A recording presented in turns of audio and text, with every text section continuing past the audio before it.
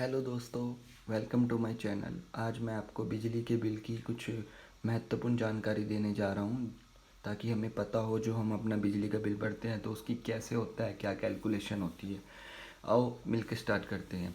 ये मैंने उत्तर हरियाणा बिजली वितरण निगम का एक बिल लिया है, इसके बारे में हम जानकारी लेते हैं।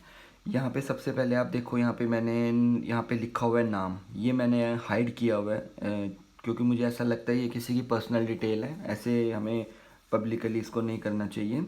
उसके बाद यहाँ पे उसका एड्रेस है, यहाँ पे सर्कल लिखा हुआ है कि किस एरिया का बिल है, यहाँ पे मंडल का नाम है, यहाँ पे उपमंडल, यहाँ पे उपमंडल का फ़ोन नंबर है। मंडल का मतलब ये होता है कि जिस एरिया में आप रहते हो वहाँ पे जो बिजली बोर्ड है उसका कोड है ये।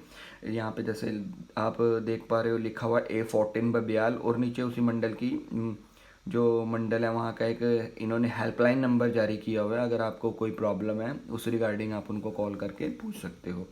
अगर आप इस तरफ देख पा रहे हो तो यहाँ पे ऊपर टॉप में इन्होंने लिखा हुआ है बिल राशि कि इस मंथ आपका जो आपने टोटल बिल पे करना है वो कितना है। यहाँ पे आप देख पा रहे हो, यहाँ पे 2970 यहाँ का बिल बनता है। उसके बाद इन्होंने ड्यू डेट दी हुई है 13/8/21, यानी इसका मतलब है कि आपने 13/8/21 तक आपने अपना बिल पे करना है। अगर आप इसके लेट होते हो तो इसमें आपको एक्स्ट्रा पे करना पड़ेगा। और अब आप नीचे की तरफ अगर आप देख पा रहे हो, यहाँ पे सबसे पहले left side okay okay mention किया हुआ है, मीटर का कोड होता है। कई बार ऐसा होता है यहाँ पे ओके नहीं होता, यहाँ पे कुछ और कोड वो लिखा आता है। ये कुछ और कोड मैं आपको बता देता हूँ आपकी नॉलेज के लिए। कई बार यहाँ पे बी मेंशन किया होता है, उस बी का मतलब ये होता है कि आपका बी जो मीटर है वो जला हुआ है। और कई बार यहाँ पे डी मेंशन होता है, डी का मतलब ये होता है कि आपका मीटर ख़राब है। यहाँ पे अगर जी लिखा आता है तो इसका मतलब ये है कि आपके मीटर का शीशा टूटा हुआ है। और अगर यहाँ पे एम लिखा आता है इसका मतलब ये है कि आपके मीटर की जो सील है वो टूटी हुई है।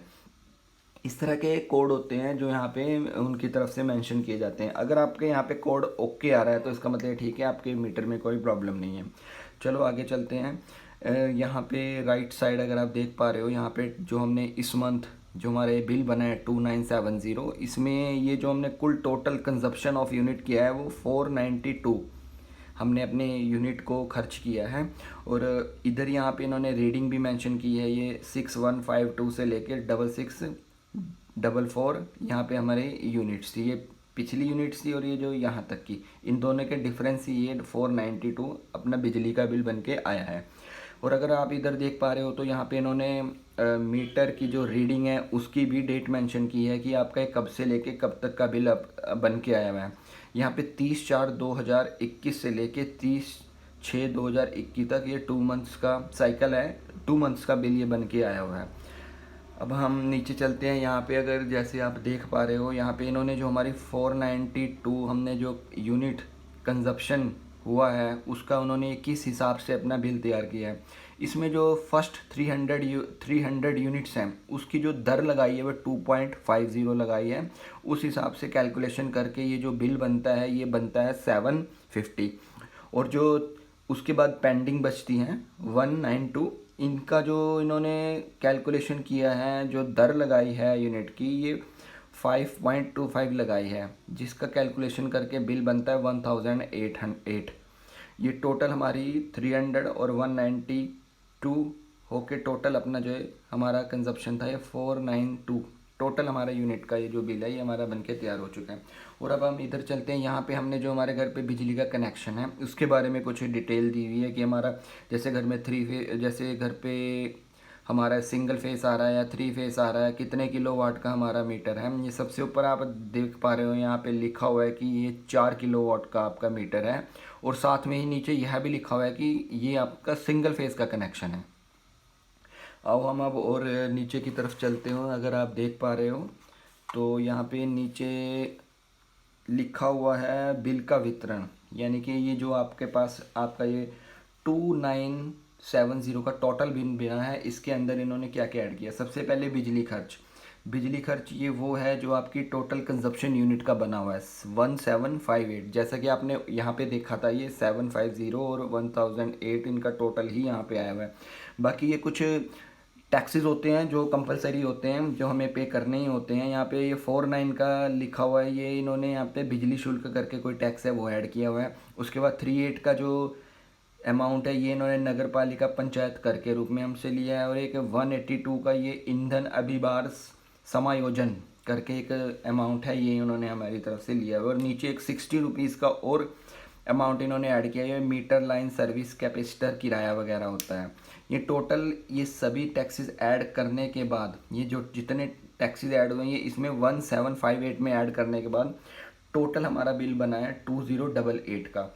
इसमें यहाँ पे लिखा हुआ है जैसा कि चालू साइकिल प्रभार, ये हमारा टोटल बिल बनता है। और नीचे आप देख पढ़ पा रहे होगे यहाँ पे बकाया लिखा है, ये हर बिल में मेंशन नहीं होता, ये यहाँ पे इसलिए मेंशन किया गया है क्योंकि ये जो बिल है, जिस कस्टमर का ये बिल है उसने जो इससे प्रीवियस बिल आया था वो उन्होंने पे नहीं किया था, वो पिछले वाला बिल भी इसके अंदर ऐड होने के बाद ये यहाँ पे शो कर रहा है। और इनका ये टोटल अमाउंट यहाँ पे बन रहा है 3245 बनने के बाद हमें गवर्नमेंट की तरफ से एक स्कीम मिलती है, जैसे कि आप देख पा रहे हो, आपको इसके बारे में नॉलेज भी होगी, अगर नहीं है तो ये मैं आपको बता देता हूँ। यहाँ पे गवर्नमेंट की तरफ से हमें एक सब्सिडी मिल रही है, यहाँ पे लिखा हुआ है जैसे गवर्नमेंट सब्सिडी। ये जो नेट अमाउंट होता है 3245 में से गवर्नमेंट ने 275 ये सब्सिडी, ये हमें एक बेनिफिट मिला है, वो उन्होंने इसमें से लेस करने के बाद 2970 यहाँ पे हमें टोटल अमाउंट इन्होंने बता दिया कि हमने ये बिल पे करना है। ये एक अच्छी बात है सरकार की तरफ से, वो हमें गवर्नमेंट सब्सिडी भी दे रही है। अब हम थोड़ा नीचे चलते हैं। यहाँ पे नीचे इन्होंने दोबारा हमारा उपमंडल का कोड और हमारी जो अकाउंट नंबर है, खाता संख्या, वो उन्होंने हमें दोबारा यहाँ पे बताई हुई है। और इसके बाद यहाँ पे इन्होंने नीचे एक दोबारा फिर हमें नीचे नोटिफिकेशन के तौर पे एक दोबारा फिर हमें मेंशन किया हुआ है कि आपका बिल है जो 2970 का बिल है। और ये हमें अपनी जो ड्यू डेट है 13/8/2021 तक हमने पे करना है। अगर आप इन केस ये 13/8 तक पे नहीं करते हो तो यहाँ पे देखो, यहाँ पे इन्होंने एक एक्स्ट्रा अमाउंट लिखा हुआ है 85 रुपीज़, ये इसके अंदर ऐड होगा। ये एक किस्म से आपकी लेट फीस मानी जाएगी, उस हिसाब से आपका टोटल अमाउंट बनेगा वो 3055 बनेगा। ये इस तरह हमारा बिजली का बिल होता है। और एक चीज़ और मैं आपको बताना चाहूँगा, जैसे कब हम कभी ऑनलाइन बिल पे करते हैं तो ऑनलाइन बिल पे करते टाइम जब हम अपने बिल में से अकाउंट नंबर डालते हैं तो वहाँ पे हमें कुछ प्रॉब्लम आती है। अकाउंट नंबर डालने के बाद वो कई बार हमें बता देता है कि आपका जो अकाउंट नंबर है वो सही नहीं है, वहाँ पे आपका ऑनलाइन में आपका बिल आपको शो नहीं होता। आओ हम बताता हूँ मैं आपको हम लोग गलती क्या करते हैं। ये हमारा सबसे ऊपर अकाउंट नंबर लिखा होता है। जब भी हम अपना ऑनलाइन बिल पे करते हैं तो ये वाला जो अकाउंट नंबर है, ये अकाउंट नंबर हमें डालना होता है। बट उसके साथ हमें ये जो इधर आप देख पा रहे हो उपमंडल का कोड लिखा हुआ है A14, ये कोड हमें उसके साथ ऐड करके अपना अकाउंट नंबर लिखना होता है। बट हम ये कई बार नहीं लिख पाते, हम नहीं लिखते, जिस कारण हमें अपने बिजली का बिल वहाँ पे शो नहीं होता।